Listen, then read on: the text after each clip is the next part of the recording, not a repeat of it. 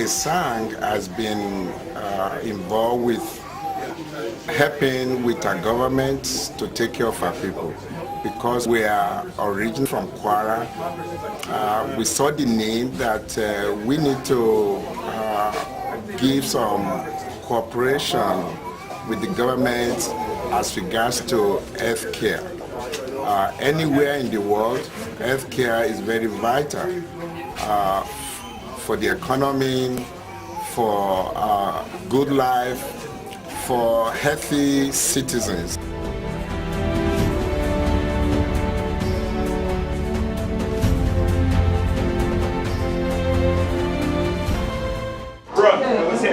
Yeah, that's my sister. She went to see the doctor. Everybody's your sister. The lady here, you don't know?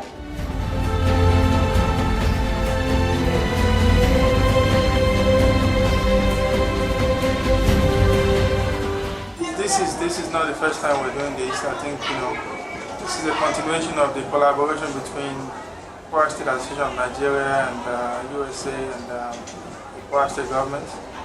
I think there's a lot to be done. Our people have multiple chronic diseases that need to be taken care of, and the capacity is very limited. What I see so far is very good. There's surgery going on right now. There are about 5 patients that are going to have surgery today. People are getting checked for heart problems, diabetes, hypertension, and arthritis. So I think it's going very well.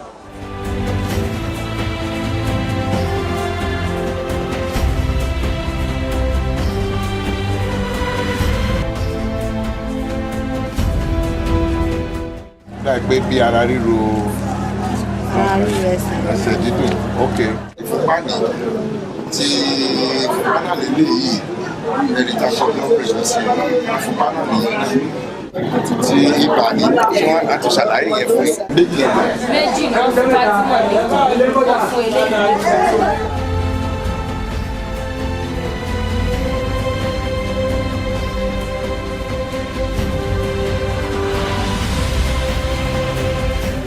We started last week Tuesday, and so far I can say roughly we might have seen about 4,000 people.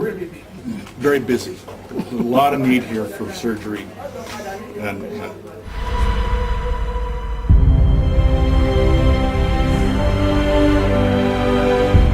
it's a lot of money when we look at the supplies and the medication that we brought.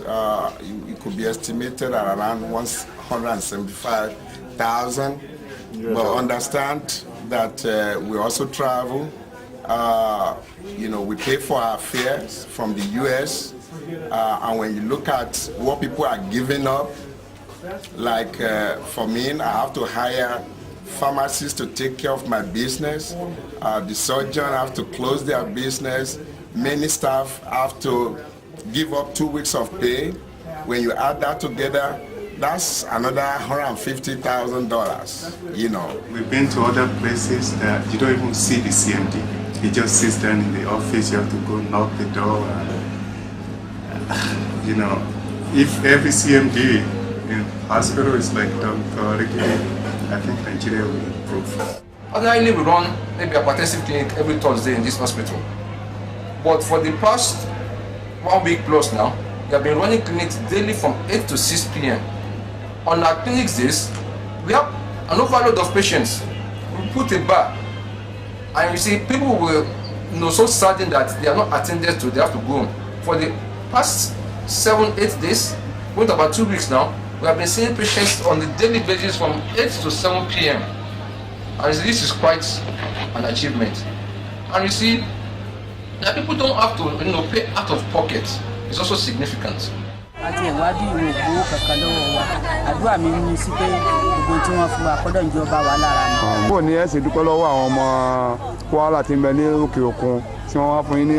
Àwọn ọmọ ìyá wa àwọn ọmọ tí wọ́n ń bí lọ́dọ̀ wọn Ọlọ́run ní rẹ̀ wọ́n lẹ̀ àgbéga Ọlọ́run mọ̀ sí fún wọn. Àwọn tó ṣe ìrànlọ́wọ́ ibi tá a wá yìí wọ́n wà lókè òkun ọlọ́kùn mọ̀ ràn wọ́n lọ́wọ́ ọkọ̀rò kó wálé ọlọ́mọdàmú wọn wà láwọn. Ṣé ọgbọ ìtọ́jú tẹrí náà ṣé wọ́n gbowó kọ̀ọ̀kan? Wọ́n àgbà kankan ọ̀fẹ́ ni wọ́n fún wa àmọ́ Ọlọ́run ó lè fi àwọn náà.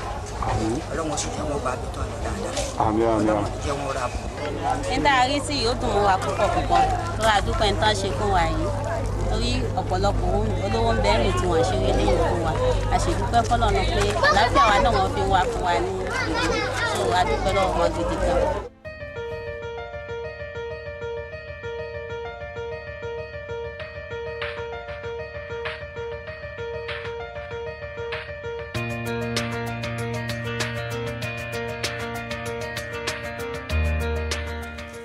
Oh, thank you both for that introduction, and that's way more than anyone ever wanted to know about me, but thank you.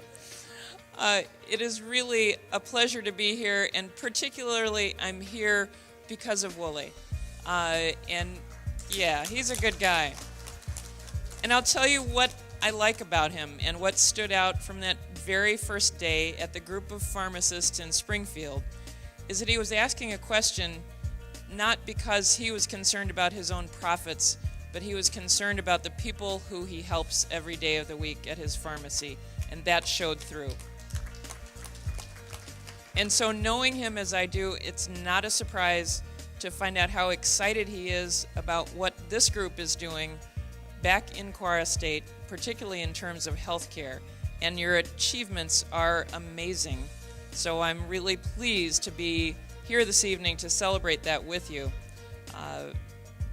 It's amazing to hear what you're doing.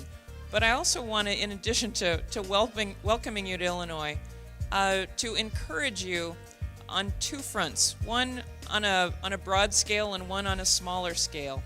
On the broad scale, right now in the United States, we are deeply engaged in a conversation about immigration and what we should be doing as a nation. And I think your experiences should be more a part of that conversation. So I would encourage you to be in contact with your representatives in Washington and your senators in Washington, because those are important national policies to make, and your experience can help inform that and help us make better policies. But the other thing I want to encourage you to do, and I know this is a part of your lives, but I just want to give my perspective as the daughter of immigrants who immigrated a long time ago, right? Many generations ago. My life is missing some things from their connections with where their families were from. And I hope that you can maintain the connections that you have. And I think this group is an important part of it, to maintain those connections between your generation and the next generation and those ties to what was once home. And that can be done through any number of ways, but as a musician, as was mentioned earlier, I think the importance of song in continuing a culture can't be overstated. So I'm very pleased to be here, and I want to welcome all of you to Illinois, particularly those of you who have never been to Illinois. I hope you've had a wonderful experience. I hope you've spent a lot of money in Illinois. That's good for us. And I hope you will come back again soon, and I wish you the best of luck as you go back, and look forward to meeting with you again at another convention. Thank you very much.